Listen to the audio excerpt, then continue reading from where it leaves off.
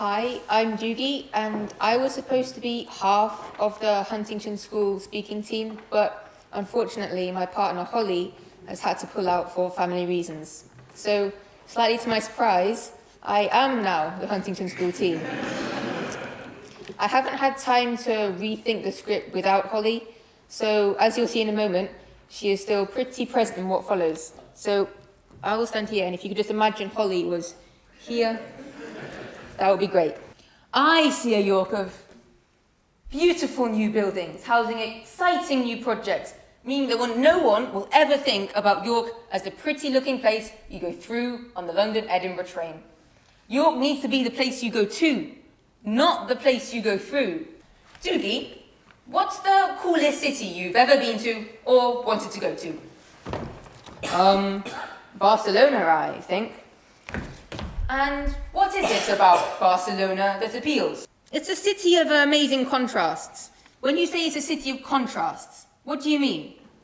Well, there are beautiful old buildings and winding little alleys bumping up against funky new spaces for business and for the arts. I can see where you're going with this. The new can grow out of the old and exist alongside it. And a city's history doesn't need to be compromised in the process. Not at all. York's future clearly needs to be built out of its past, but it still needs to be a future that is flexible enough to change when it needs to. Ow! Museums are the guardians of the past, and they hold the keys to the future. If you want to make a difference or do something worthwhile, there are so many lessons to be learned from those who have gone before us. We should be explorers of the future, not caretakers, simply looking after and preserving all the artefacts and stuff in museums. I mean, take the Castle Museum, for example. It's interesting once. Surely the world is changing, evolving and improving.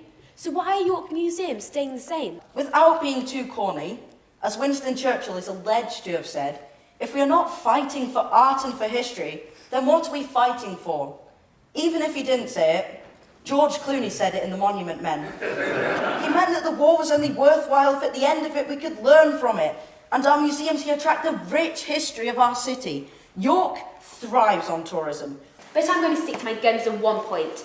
They need to keep changing and they need to make sure they engage with our generation. Finally, we agree. York's history attracts tourists from all over the globe, like moths to a flame.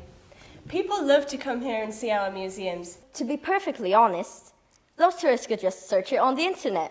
You and your internet. Tell me a way in which you could have the same experience on the internet as at the Chocolate Museum. How can a museum centred on chocolate possibly be boring? Anything to do with chocolate is fine by me. Museums like the Yorkshire Museum and the Castle Museum filter, distill and crystallise history into one building. Maybe I'll take a stroll down to the Chocolate Museum, eat my face out, and discover the history of the city that popularized chocolate in the first place. I'll see you there. It's a deal.